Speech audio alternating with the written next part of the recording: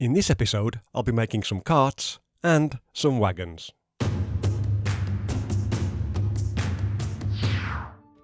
Hello and welcome back. So to make these, the first thing we'll need to do is print out the paper textures. There'll be a link to the PDF file in the description. And originally, I was going to have the different coloured wagon roofs on separate layers of the same page. But since that doesn't always work on all readers or devices, I've just included 4 separate pages instead.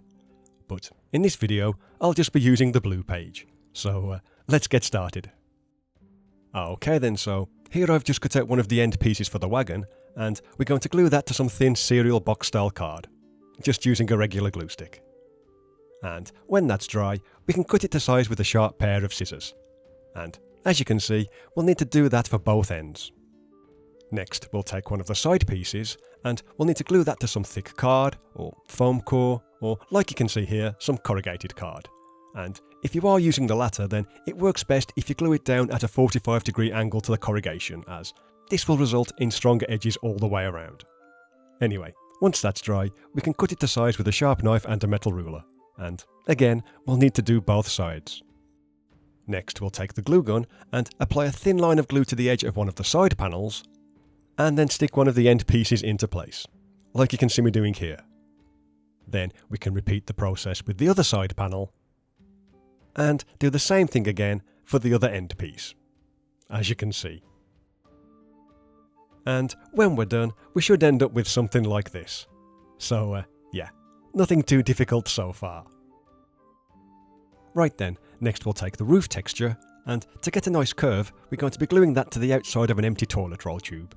So I'll just go ahead and do that now, using a regular glue stick again. And when that's dry, we'll cut it to size. Now I'll just bring in the first piece that we made, and all we're going to do is apply some hot glue to the top of the 2 side panels, and glue the roof into place. So that we end up with something that looks like this. And as you can see, I've also tried to make it so that there's more of an overhang towards the front end. Anyway, next we'll glue the sides of the seat to some thick card or thin corrugated card, and then cut those to size. Then we'll glue the main seat texture to some thin card, cereal box type stuff, but before cutting it out, we'll first score it along this line here, so that when we do cut it out, we can bend it in half, as you can see.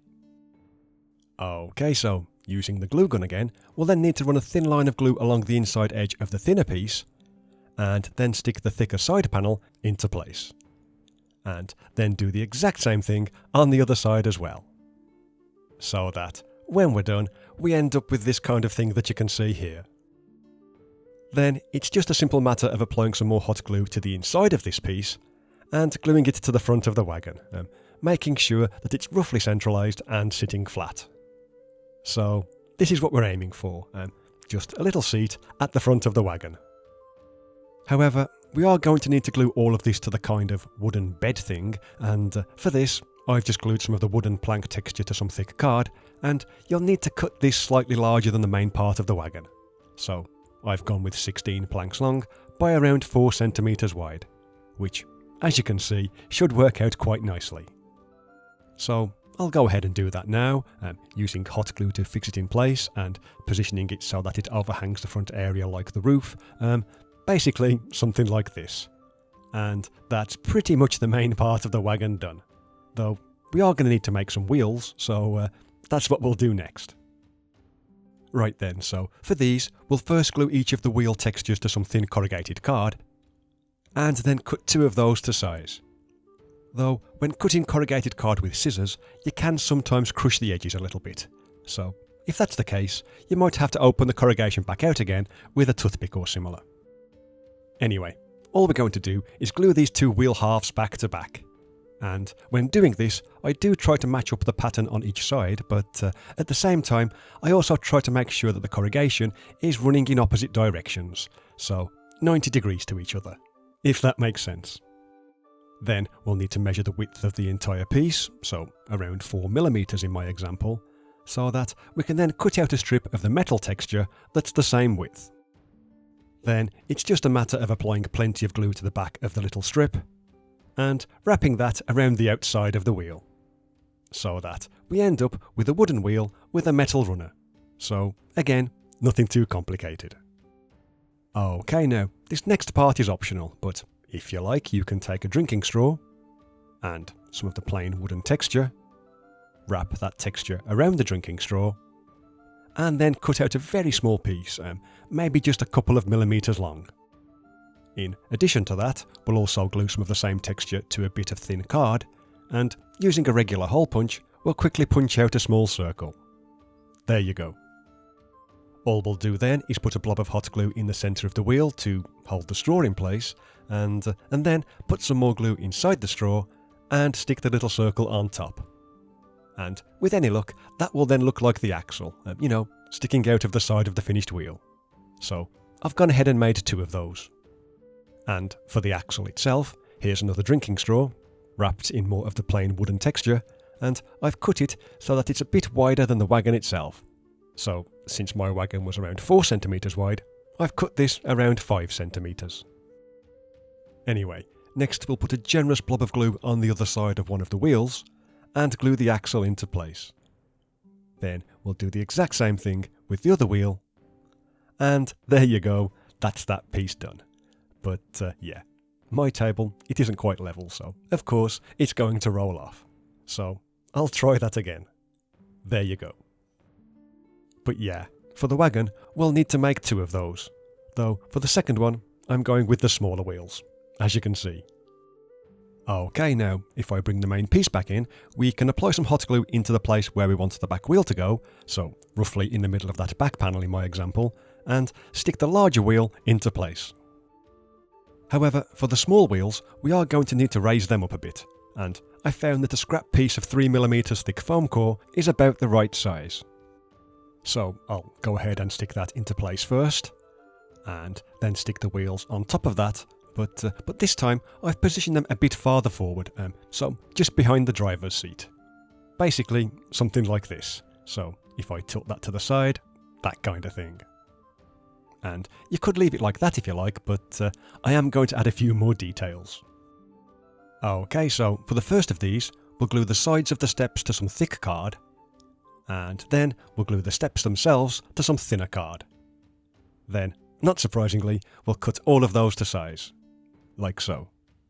We'll then glue the bottom step into position, though it's hard to explain, but we're going to try and have the nails look as though they're going through the step and into the side piece.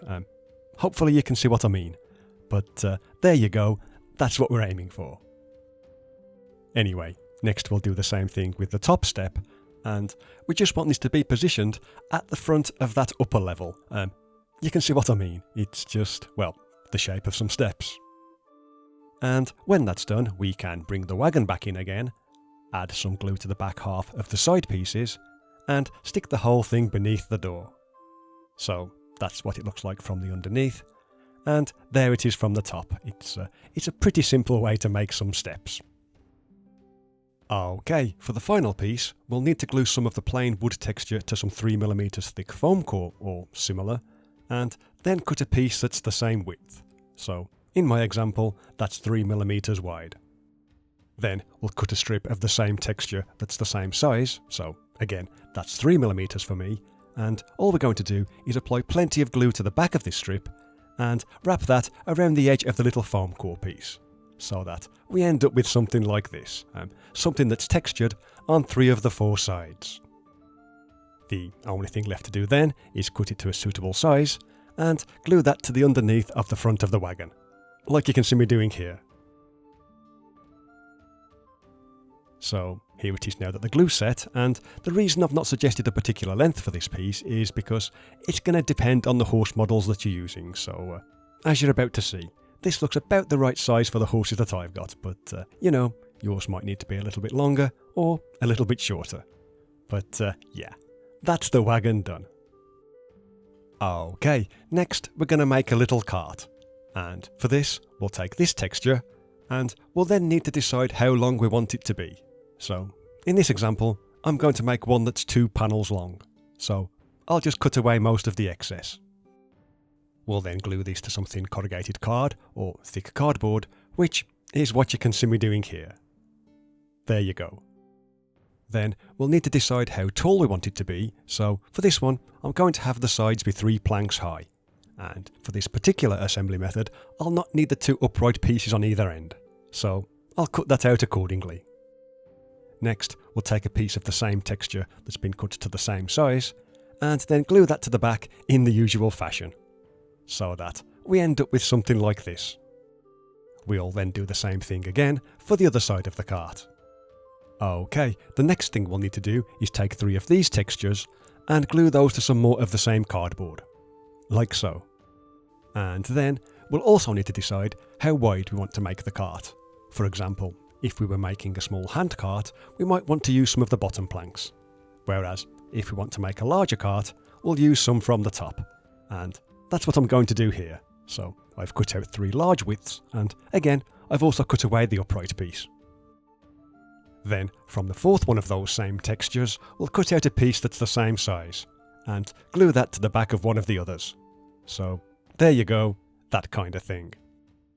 Next, we'll glue more of the plain wood texture to some thin card, and from that, cut out a piece that's the same length as the longer top edge of the pieces that we just made. And it also needs to be around 1 centimetre or so wide. Then we'll apply some glue to the longer top edge of one of the angled pieces, and glue that to the edge of the thin strip. And then do the same thing with the other one on the opposite side, which should result in this kind of thing, which is going to be the seat at the front of the cart. Okay, next we'll take a few toothpicks, which will wrap in more of the wood texture, like so. And we'll cut those to be a bit taller than the sides of the cart, and we will need to make 4 of those, 1 for each corner.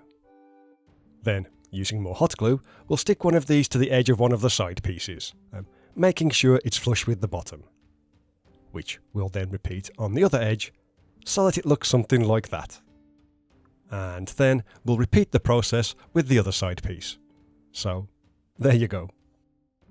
Next, we can do a similar thing and glue the angled back piece to the toothpicks at a right angle, so we're creating a kind of elongated U shape with one of the toothpicks at each corner, and something like this that you can see here. And then we can glue the seat into place, but for this piece, it's best to set it back from the edge a little bit, so that we're actually gluing it to the cardboard, not to the toothpick. Hopefully you can see what I mean. Basically, if we're including a seat at the front, then we want it to look something like this.